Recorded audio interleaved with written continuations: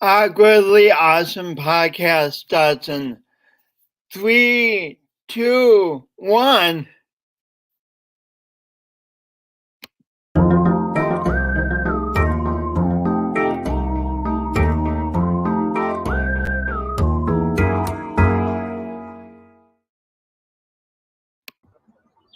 Hey, Jay. Good morning. Good morning. That was crazy. That was awesome.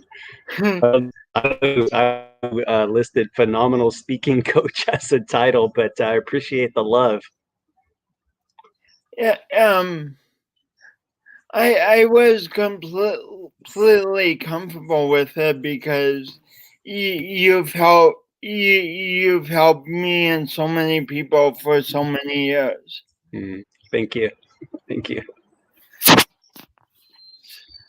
So this morning I was reflecting on how, as a speaker, I think about storytelling as moving an audience and huge numbers of people, but really storytelling is so important in daily life. I couldn't agree more completely. I mean, it's how we learn, right? We learn through stories passed down through generations, or even just under your own roof or at school, or it's the way that we learn best anyway, when stories are attached. You remember my mentor Les, he said, never tell a story without a point and never make a point without a story. And I believe that.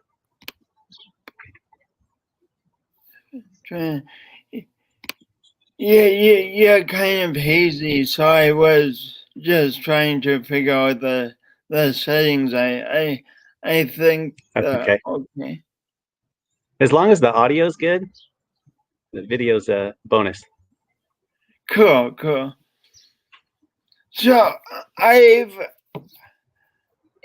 still do a lot of times find it hard to tell a good story. By now I have a lot of stories kind of that I've told so much I know the contours of them, but just telling a good story is not my natural instinct.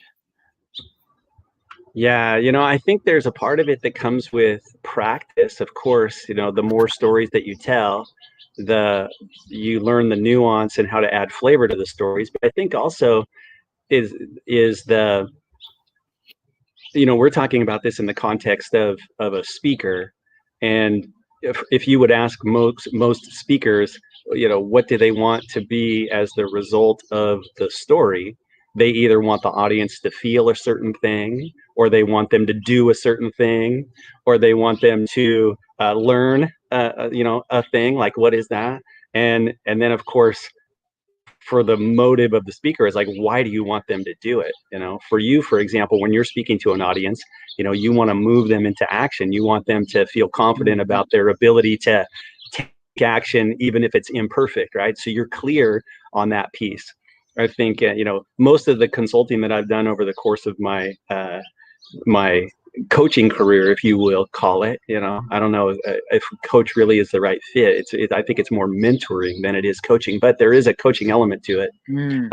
Most of it starts with, okay, you've got these stories and that they've got compelling value, and you want to somehow convert that compelling value into either your presentation, or into your sales, or into your video, or into your life, or whatever it is. And I help them just kind of sort through the framework, cut it down to the least possible, where the meat is of it, and then articulate it. You and I talked a lot about in the early stage of your speaking career, how your tendency would be to be more free flowing, not really winging it, right? It's like you weren't going in blind, but I was winging it sometimes in the early days. Oh yeah. Okay. Okay. Yeah. I was waiting for you to admit it. I didn't want to make an accusation. So there can be the reason why many people think winging it is the way to go is because they think, hey, I'm going to be spontaneous and things are going to come to me, and I'm going to rely on universal wisdom to channel through me, and just bag just bag the operation, or the what I call opportunity preparation needs to precede all of that. When I'm talking about like laying out a talk, for example, there's a natural order that we hear things, and then there's a I don't want to say like it's not manipulation, but there is a strategy in being tactical when you're delivering the point. For example, I mentioned Les will he's got this infectious laughter, and he will say something that creates this laughing moment, and your heart is open, and then boom, he just hits you with the point right there, and it sticks in a different way. So it's being done strategically. It's not doing to influence the audience to do something they don't want to do. It's just driving home the point with a very skilled speaker in that example. So back to the winging it thing, you can wing it and you can be effective, but if you're not prepared to answer the presentation or the speech or whatever it is, it's going to show, and it's not going to come off as well as it could. And I'm sure you can speak to this. Maybe you could give me some feedback based upon your experience of how things changed for you once you started to spend more time in the preparation phase. Oh yeah, usually it's like this. We humans have endless stories that happen in our lives. We probably each have 20 stories from our life yesterday if we really went through it hour by hour. And if you just get up there and wing it, are you telling a story that's of value not only to you, but moves the audience in some way, or are you just telling a story about something that's not very, very important, a story that may have been fun to experience in the moment, but then no one else needs to hear? Like, well, and I think the word to describe that is relevant, right? Is it relevant to the situation? Because as you mentioned, we've got thousands of stories. And is it relative to this particular topic? Like, we're going to talk about some stories over our decade-long relationship. They're going to be relevant to this topic, right? Which is, what did you entitle this thing? The value of stories in your daily life, or what was it? Yeah. So it's going to be relevant to this topic. So hopefully, we're not going to be talking about something that's not in alignment with that focus. So back to go ahead. I was just going to say, back when you were about to say how preparation changed the quality of your stories. Oh, it does so much, because I mean, first of all, it's like finding the stories that are important and relevant from this huge picture, a huge pile of sand, and each grain of sand is a story. So finding the gold nuggets in that pile of sand. That actually was kind of nice. But then sometimes with our important stories, is telling them enough to ourselves so we feel comfortable with them. Like, for example, when I started telling the story of my suicide attempt in 7th grade, which I didn't follow through with, obviously, because you can see and hear I'm still here. I'm very happy to know that was a failed course of action. Yeah. But when I started telling that story, I had kept it a secret for most people for years. So obviously I wasn't at all comfortable with telling that story. So I needed to practice not only for myself, but then each story isn't only for the speaker, but for the audience. So if I have been totally telling the story inwardly for myself, the audience would have gotten less out of it, probably. Oh, absolutely. I mean, it's just like when we see a great movie or an actor that you forget that, hey, it's just an actor. You actually forget it's them, and it's they become that character, and then you in the audience, if they're doing it well, you connect with that character. You see aspects of yourself within that character. You're putting yourself kind of in the story, like how this could really be happening. And when you make that connection, it not only does it transform the quality of your storytelling, but also you're achieving what I believe to be the end goal, which is to move people in a positive way, right? I mean, we could say things and we could speak words even in this conversation that will move people in a destructive way, in a not positive way, right? We could do it. Like if we wanted to, we could start. But that's not our objective, right? Our objective is to move people forward in a positive way. So we're conscious about the words that we choose. We're conscious about how can we be of value and how can this story connect. You know, that's one of the things that the beauty of well-chosen words is what I call them, well-chosen words. The beauty of well-chosen words in a story is that even though it's might have a universal theme, or even though you might think it means a certain thing, like you said, for example, my failed, seventh grade suicide attempt. Okay, so you may be thinking that that story is meant to serve somebody who's considering it and realizing that not following through with it was the right path. That might be your framework for what the story is. Well, someone else might hear that story and get an entirely different but beneficial meaning from it. You remember the first time I told you about my daughter's premature birth and having her umbilical cord. I'm not going to tell a story. I'm not going to tell a story. I'm not going to tell a story. But before we go on, could you please move in your house and let's see if your Wi-Fi is better in your house. Oh, my Wi-Fi is beautiful. I'm all full bars. I'm going to shut down my camera for a second. I'll relocate and you let me know what happens. Huh. Talk amongst yourselves. That's just one of me. Does anyone have any comments? I'm doing awkward at talking amongst myself while Jay gets reset up, but I guess it's called the Awkwardly Awesome Podcast.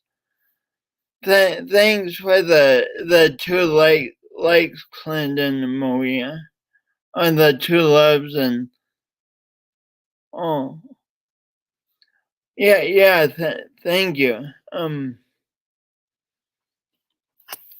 Yeah, and this is just what exactly what Jay and I are talking about. Like these few moments, Jay's getting me set up, so I'm talking with myself, and it's coming awkward because I didn't prepare that at all. But this is important. Jesse White Ellenbecker says, "Hi, Jason. I first met you in 7th grade and had no idea. So glad you failed. Thanks so much. Thanks so much for that, Jesse. And that's the really hard thing about when people feel so bad, oftentimes they're not sharing with everyone that they're feeling bad. So of course you had no idea. Thanks for saying that. Jay? Uh, Jay?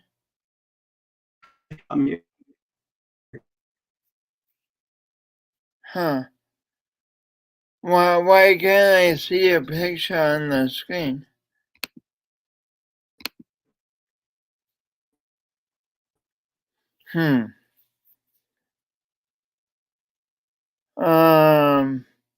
Why is the picture black? I've never had this before. Say something. I'm saying something.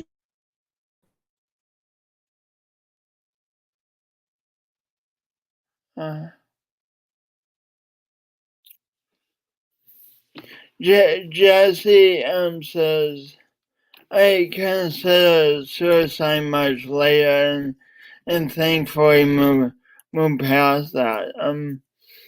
I'm so glad you did too, Jesse, and thanks so much for saying for talking about that. The more we talk about the more we talk about the stuff, the more we help other people who are going through these painful times too. Proof, and then Jesse says, proof we need to hang in until the end of the line. Yeah, definitely is. Sometimes that can be tough, but definitely. Thanks so much, Jesse. Oh, name. Oh, okay. What the heck? Jay? Jay? I'm on myself.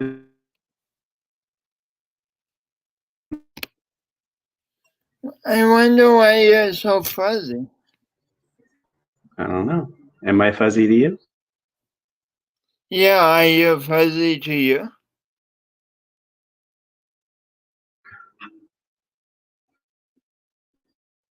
In my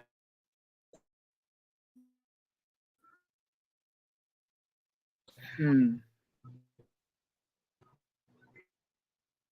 you even see the little shadows on things? No, not really.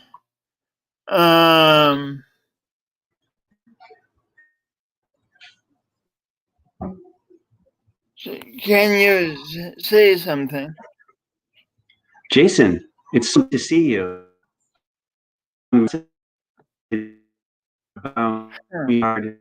Technology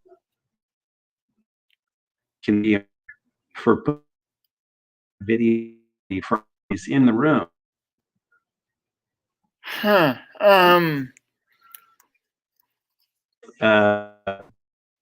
From my end, sounds perfectly clear. All the internet, one. What else can we do here?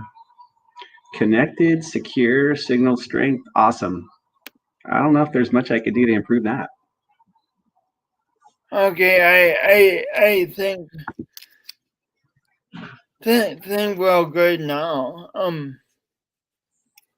Since you left, I had a friend from seventh grade come on and say she had no idea that I was attempted suicide in seventh grade. Wow. So she's only finding out about it now and didn't know it through the course of her entire lifetime that that was a circumstance that you experienced. Yeah, and then she said she considered suicide much later, but got through it, and then she said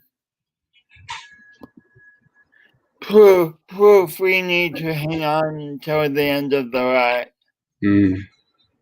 I like that. I like that.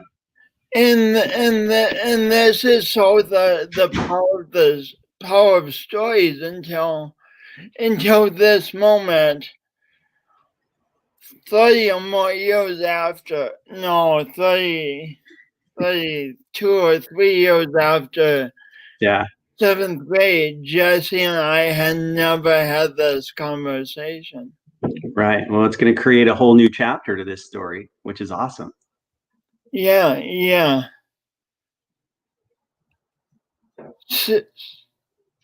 So, but getting back to our discussion,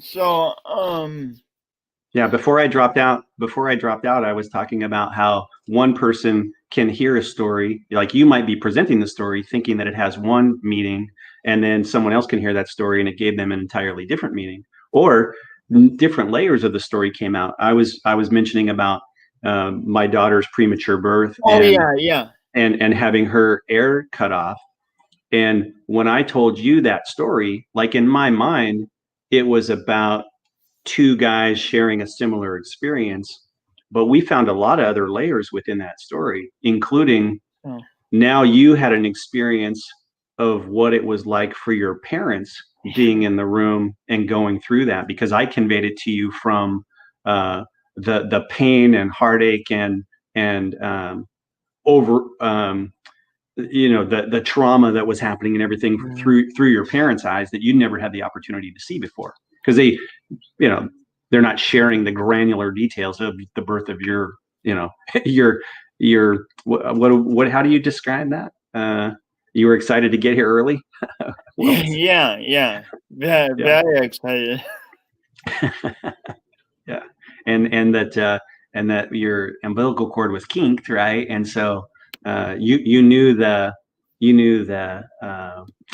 theme of the story, but not necessarily what that experience was like. And so it gave you a whole new experience and a way to look at it and more texture to the story to be able to use it in different ways. So now if you tell the details of the story of your premature birth, it can speak to parents, it can speak to single moms, it can speak to people that are born that suffered consequences as a result of that. For example, in your case, loss of motor function and your unique, loving tone speech.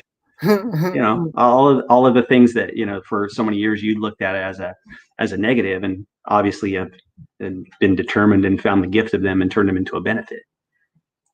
And that's the power of those stories, right? People hear your story and it moves them to think, hey, I told you before, anytime I'm feeling like, I don't have the skill set or the ability or whatever, I can look to friends like you and people that challenge you to look deeper and figure things out, and that's all through stories. And that's a great example of the universal. I should not say that word on stage. Universality. Universal. What's the word? Universality. Okay, we can Google it later. I'm not sure on that one. But it's okay. How about the universal appeal? Yeah, because I mean, personally, with your daughter you did, but in your own life you didn't go through that experience. But yet, when I mean, in your own birth you didn't go through that experience. But yeah, when you're doubting yourself, you can look at my story of overcoming, so many other people's stories of overcoming, and tell yourself, hey, Shoop, I can do this. I can move forward. So that's right. So just because somebody listening might have a story that's very particular to their experience doesn't mean that it's not of value to a wider audience. It's just figuring out how to developing it to a point where it can speak to a wider audience, building that bridge. Yeah, exactly. That's a perfect terminology. You are building a bridge, and you're also, if you're using the story, I mean, some of the best storytellers, as you know, if you think about it, like in Hollywood or in movies, right? They're professional storytellers, and they have a way to set the scene. They have a way to start leading you down a path, and then there's some form of conflict, right? And then that conflict is resolved, and there's a victory, whatever it is, right? There's a sequence to that. And your storytelling, when I'm working with somebody in a story and working through that development, I think about it in the terms of like an order of a song, right? There's an introduction, there's a verse, there's a chorus, there's a bridge, there's a outro, there's this natural order of things. And we want to get the story and the elements in that natural order because that's how we experience and we hear it and we're familiar with, and then we can connect with it in a different way. And yeah, I love one, uncovering those stories, like I say, uncovering your best stories and using them as a force for good. That's really the goal. And then figuring out how can that story, like I've got this story but I don't really know how to use it as a force for good, or use it as to build my sales, or to use it as whatever the thing is I want it to be the catalyst for. That's where the fun is for me. And you're wise because you know that it takes a while to develop a story. It's so deceptive, like watching a good movie or a good speaker. It just, they look so natural, and it's like you look at them and like, oh, that looks so easy. I can do that. I can do that. It's just easy. And I think it's part of the reason why we think we can just do it spontaneously, because when someone does it really well, it looks very natural. Yes, very natural, or very awkward, very naturally awkward, or very awesome, or very awkwardly awesome. Yeah, but when someone does it so well, I guess if they're going for awkward, maybe it looks awkward. Right.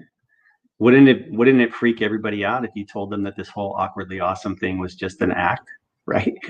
What? You would blow some minds, right? Do we want to have the grand reveal on this podcast? I started speaking so clearly and at a faster pace, and hey, actually, everyone. Hey, yeah. Well, when we're talking about stories and the value of them in the daily life, a lot of times I think, especially from a teaching moment, as a dad, my daughter, who's now a month away from being 18 years old and legally an adult, which is just a totally mind-blowing thing, right? She's in college now. Yeah, and in college now. When I think about how I used stories throughout her upbringing, I think it adds to the depth, the depth of her, not just vocabulary, but understanding, her ability to live with love and joy and compassion. All those things aren't just like, here's the tactics, you're going to do step 1, step 2, step 3, step 4. No, it doesn't work like that. You have to link it together into how is the story relevant, for example, in her example, development, and then how do you make it interesting? I mean, especially kids learn through stories, and fun stories, and magic stories, and fantasy and everything else. we get to. And if you don't make them interesting, Yeah, you don't have an audience. that's right. Was like, yeah, audience is gone if it's not. Yeah, really quick. Yeah, it can be challenging to hold the attention, especially at different phases of a teenager's life, and now a young adult, and soon to be an adult, and it's different. And one of the beauties of that with regards to the stories is that now, um, with maturity and development, you can expand on stories that previously were maybe just a snapshot or remembered in one certain way. I had the experience of having a great, amazing one-to-one conversation with my daughter a few months ago about a story where, in her experience, she saw it one way in that moment, but she didn't have any of the color or the behind the scenes, if you will, elements of the story, and we got to lay that all out there, and it created a whole new level of perception, and also a whole new level of connection.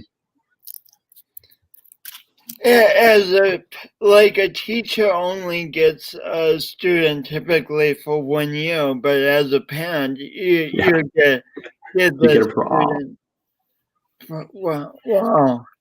That's a really phenomenal way of looking at parenting. Well, and I think you can use, again, storytelling if you're wanting to be more effective in that role, whatever that role is, whether it's a sales role. I mean, a parent is kind of a sales role, right? You're selling your kids on becoming respectable members of society. You're really selling ideas, and you have to figure out how to use stories to do it. One of the things, I've got a friend, he won't mind me saying this about him, so I'm not like spoiling secrets, but he has this amazing gift of being able to tell a story to someone else while you're in earshot of it, so that you get the value of the story, and the odds of the story being about you are pretty high, but you don't feel like it's about you. Right? But you can look at that situation, and you could say, okay, that's totally what I'm going through right now, and that wisdom is applicable to my situation. So he didn't tell a story directly to me, he's telling it to this guy over here, but I'm right here, and I'm over here going, man, it's like he sees me, like he sees right through me, like he knows what's going on, and he does know. It's like a gift. Wow. But I don't think that that's a natural thing. I think it's developed, just like your storytelling is developed, like your talks have been developed, like your ability to move an audience has all been developed through preparation, through repetition, through again, being clear on those things. What do you want them to feel? What do you want them to do? How do you want them to act as a result of it? Like, what's the purpose of this thing? When you think all those things through in advance, your storytelling is going to naturally, as a natural byproduct, it's going to improve. Yeah. So, and improve drastically over time. Yeah, if in your case, people started paying you for it. In my case, people started understanding what the heck I was saying. Yeah, and they will continue to do so. So, the final question before we wrap this up, but what would you say to someone who's listening who's like, Jay, I don't want to speak to an audience. That's just not my thing, but I want to become a more powerful storyteller in my daily life. How would you suggest they do that?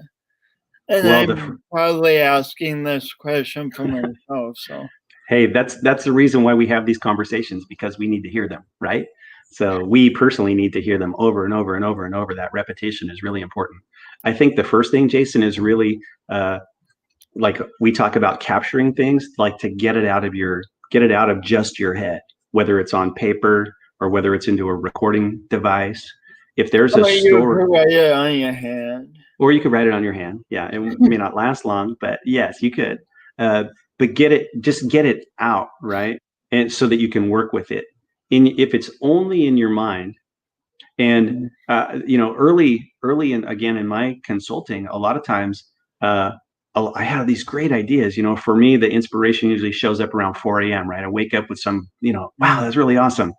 And I'm like, okay, yeah, I'm going to use this as an element in a story. Or a lot of times, I've shared with you, hey, Jason, last night I got this download of information about this really cool idea that I think you could use in your next talk, right? Yeah, Well, yeah. in the past, I would never capture that data. I would just like go back to sleep, and then I wake up in the morning and I'll go, what was that thing I was going to share with him? It's gone, So getting it out is the first thing that I would recommend. Just write it down. It doesn't have to be journal. It doesn't have to be fancy. It just has to be whatever. But it's like, this little circumstance happened in my life today, and there's a teaching point within it because I learned the lesson as I did it. Well, put that down, right? Write that thing down, and then you can start to think about, how is this relevant in other areas of my life, whether it's in my role as a parent, whether it's in my role as a student, whether it's in my role as a leader. The majority of people that tune in and listen to you, and I think the majority of people on the planet, they want their life to improve in some area, right? Whether it's their job, whether it's their marriage, whether it's their friendships, they want it to improve in some fashion. That's just how we're wired. We're wired to grow, right?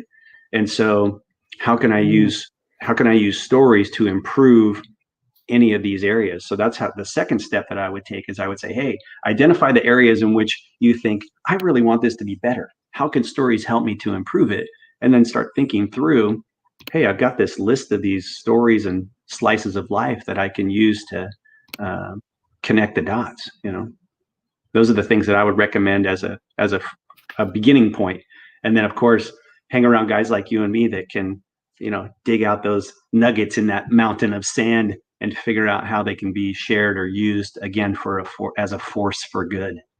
Would you give people a brief shout out for voice memo, just because you've talked to me incessantly about using voice memo? Yeah. So, well, I use it. Yeah, as you're aware, I use an iPhone, and it's got a voice recording feature on it. And it's literally as simple as open the app and press the big red button, and it'll start recording. And I've used it for, well, I don't know if as long as I've known you, but close, right? Maybe almost a decade of recording thoughts and ideas. And one of the crazy things is, they're stored there now. They're in the cloud and everything else.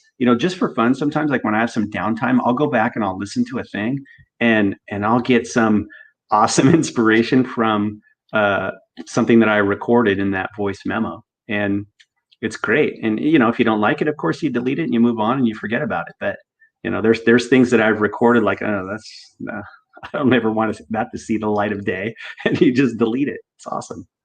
We take pictures incessantly. A lot of us do. So you're saying, why not use voice memo to take a snapshot of what you're feeling at the moment, the story you are experiencing? It's brilliant. Yeah, well, and you can attest to this. There was a day sometime in your not too distant past where I said, Jason, why aren't you sending voice memos instead of texts? Because your voice is your brand. Right? Yeah. That was a big day for me. It's my brand, and then it's a lot faster than me trying to hunt him. I don't hunt him back, actually. But. Yeah, I was not going to speak to your prowess on the keyboard, but yeah, there are other benefits with regards to using the voice memo. If it's not a branding tool, it could be speed, or it could be really sometimes just emotion, right? I mean, just in any words that we use, you could send an email. If you put it in all caps, for example, somebody thinks you're yelling. there's a level of context that you can't get within just the written word, whereas your spoken word can make an enormous difference. You get to include, the feeling, the emotion. In this case, in video, we get to see each other, and all of In those my things case, can I get to include a unique voice. a unique voice. Yeah, awesome. Thanks. Huh. This has been fun to talk about. I'm glad we worked through the StreamYard, and hopefully the video will continue to improve. So it was so interesting, like when you first went inside, it was still as bad, but at a certain point there was a switch, and now it's perfect. Wow. So well, thanks, Jay. Thanks for being an awkwardly awesome podcast. It's my pleasure. Cool. My pleasure. Well, We'll talk to you soon. Just stick on for a minute, okay? Yeah. We'll hang out and we'll get this thing shared on.